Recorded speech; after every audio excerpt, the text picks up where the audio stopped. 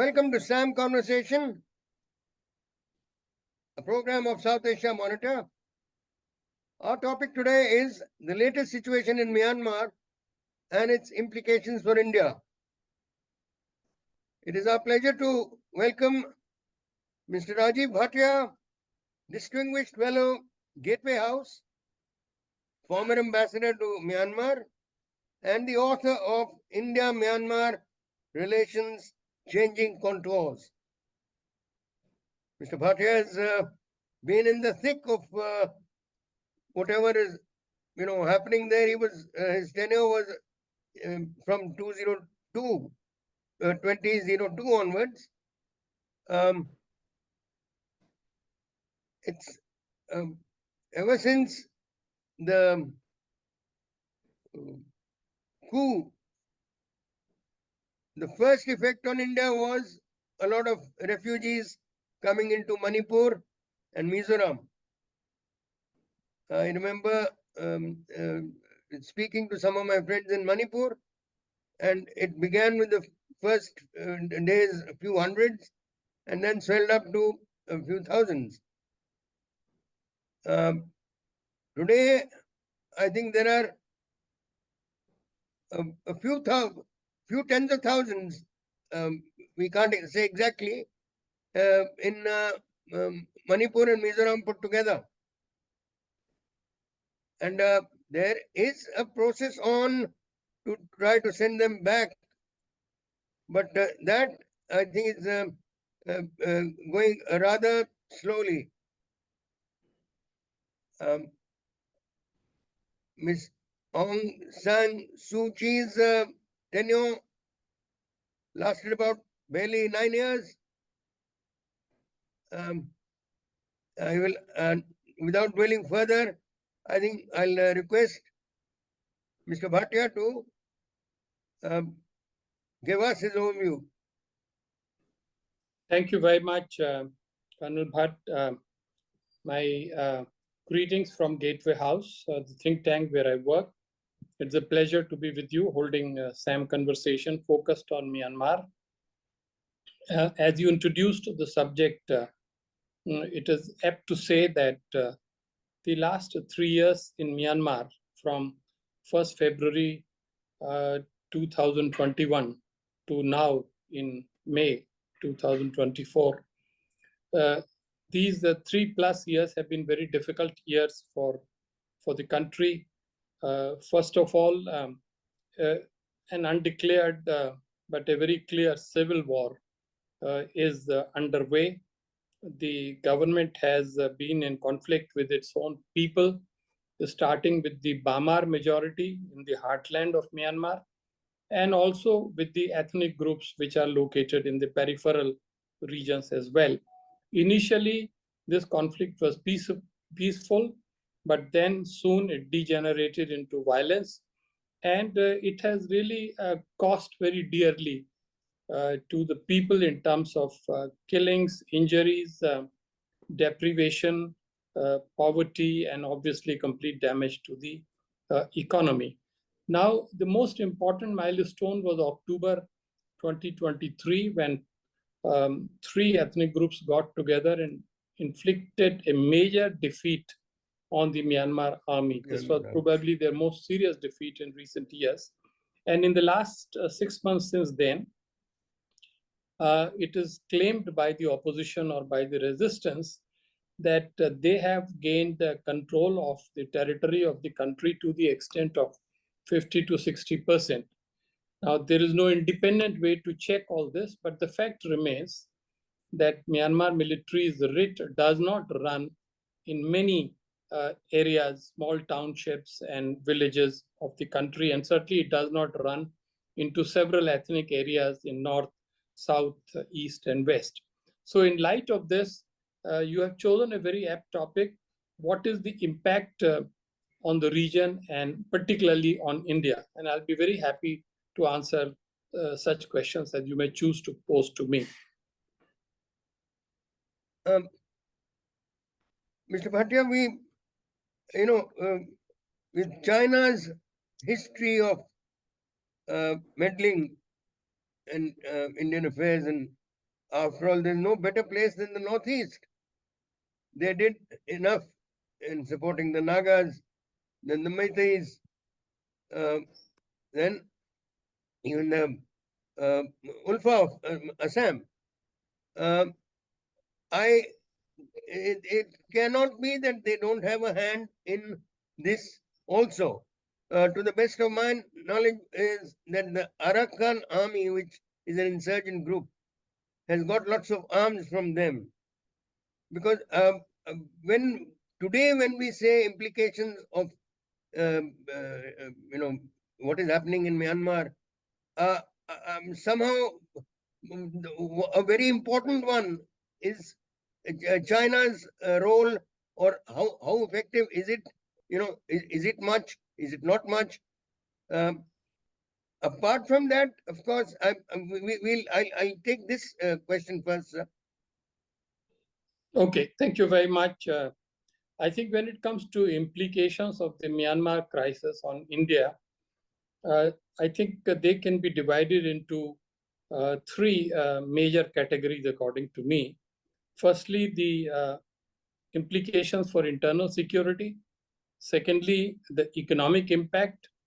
And third is the strategic impact. So under internal security, we can see very clearly that there is a problem. Refugee inflow has become a challenge. You mentioned in the beginning about it. I think authorities may have a clear picture of numbers, but in the public domain, we keep talking about 50 to 75,000 refugees who had come in. Some of them have gone back, others are being sent back. But this is an extra burden which our border states' economy can ill afford. In addition, the other impact on internal security is that there's been a very significant increase in smuggling and in all kinds of illegal and criminal activities across the border. And this was partly responsible for the security crisis in Manipur as well. So these are two main internal security implications. Then on the economic impact, you can see that India's all major transboundary development projects, the trilateral highway, Kaladan multimodal project, other projects, they are all stuck because Myanmar is in trouble. Its own stability and security are in danger. Where is then the question of our constructing all these things? And finally, I think it's also been targeted by some of the groups in 2019. Certainly, yeah, certainly. And just 1 minute, the third strategic impact relates very much to China. Right now, the question of Chinese interfering in the internal affairs of the Northeast states, which is an old one, as you know, you have handled all that yourself. But right now, the issue is that China's influence in Myanmar is increasing very quickly, very speedily. And therefore, unless and until India tweaks its Myanmar policy, after consideration, and does something to play a slightly bigger role in Myanmar affairs and compete with China, we may not be able to stop a situation where Myanmar gets to be completely dominated by China, which would be to the detriment of India.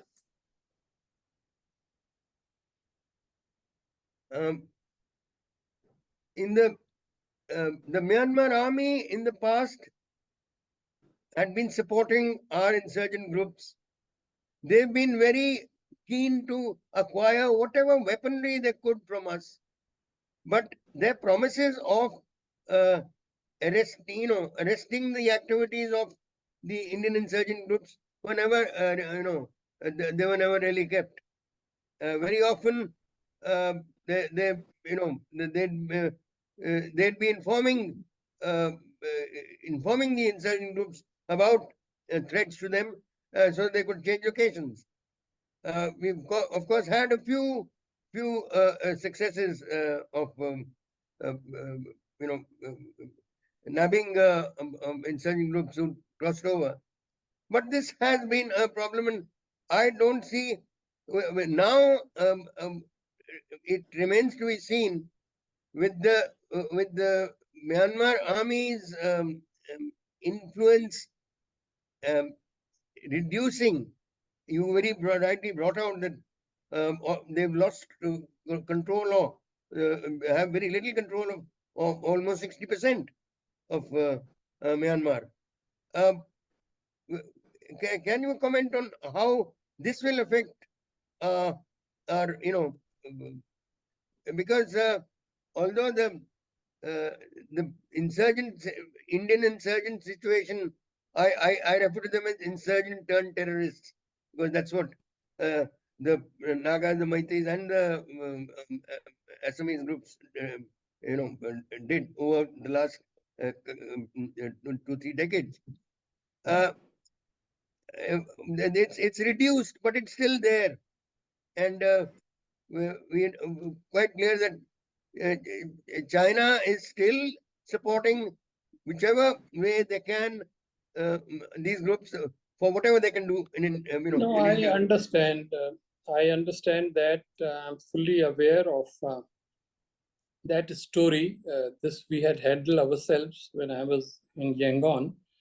But essentially, that is history now. I think today in 2024, the situation is drastically changed because in the border region, the border of India and Myanmar, from the north down to the south, much of the border region is not under the control of the Myanmar military any longer.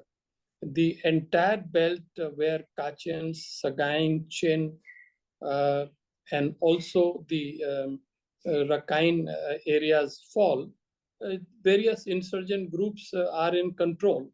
And therefore, if we want some stability there, if we want the Indian insurgent groups to be controlled and regulated, if we want cooperation of the local authorities from the Myanmar side, then the only option for India is to open contacts and dialogue with some of the key groups which are in control, because Naypyidaw, the capital, is not in control. So this is one of the elements of the recalibration of policy that I have suggested.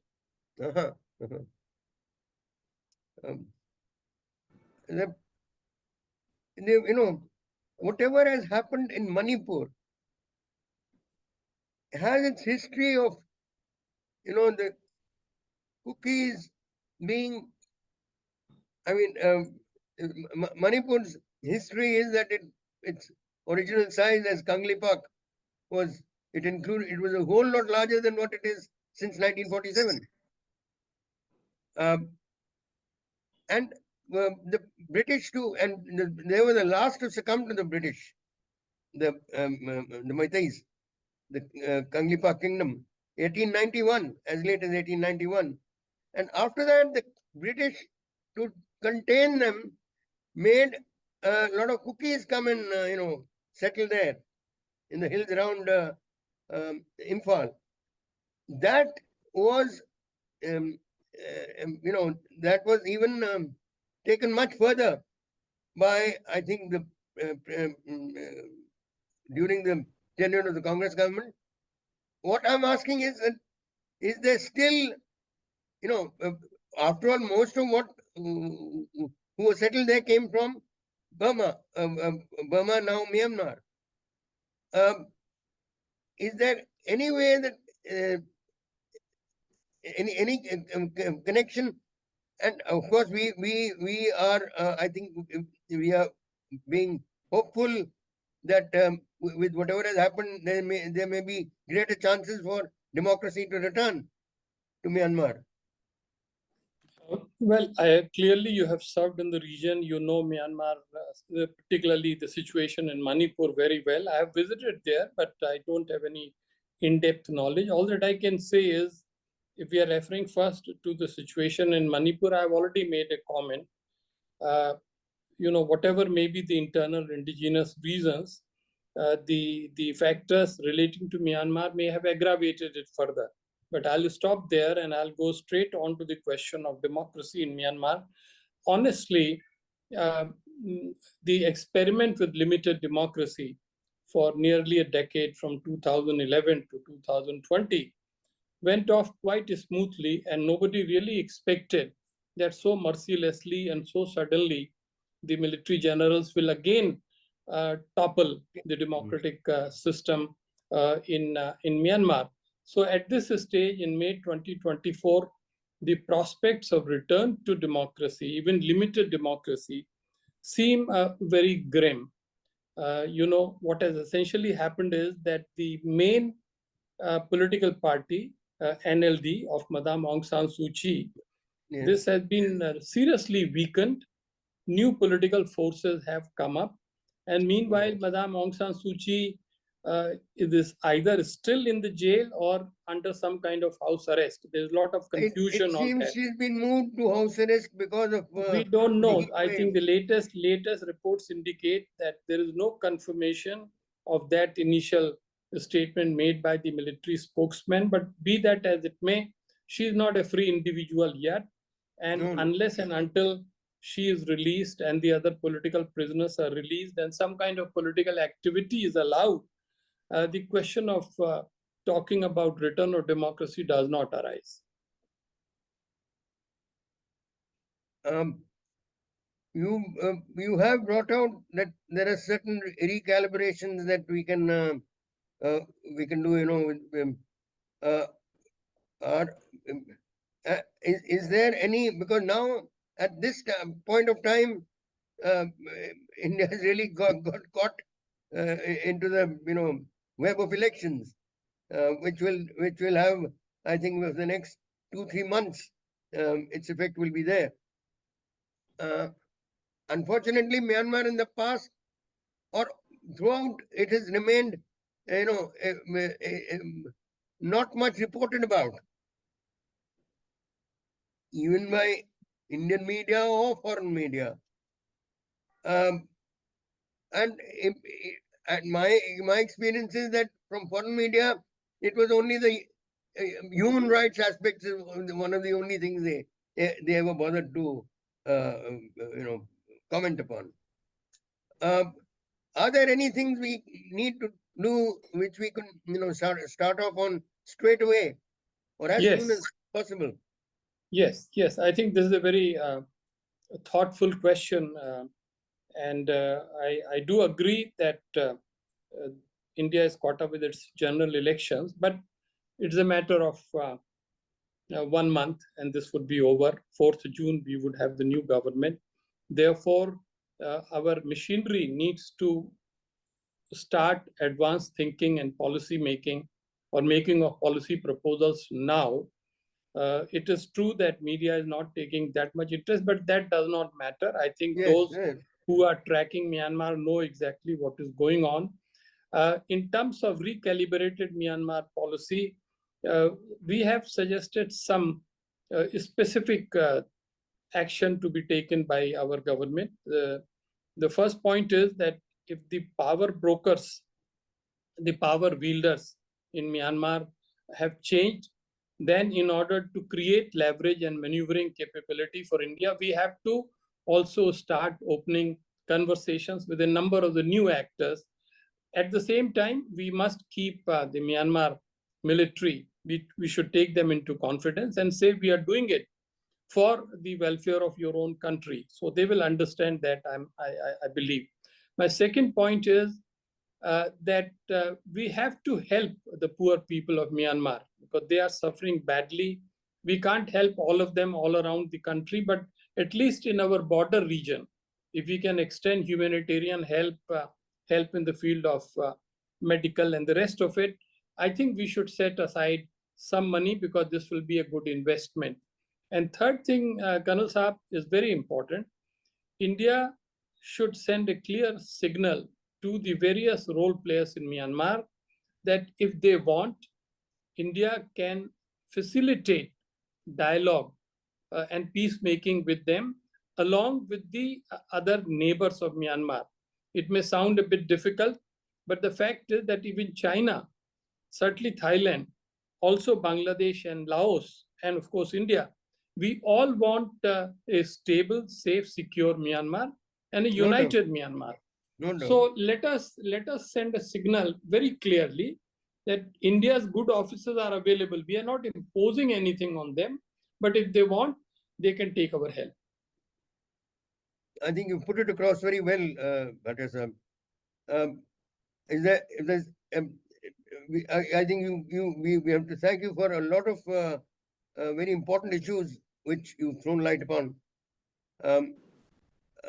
We have to keep watching, and I think we should do whatever possible to keep Kaladan and Sitwe, in whichever way possible. You know, we must keep our pressure of trying to complete these projects. They'll make a great difference to us and to the region.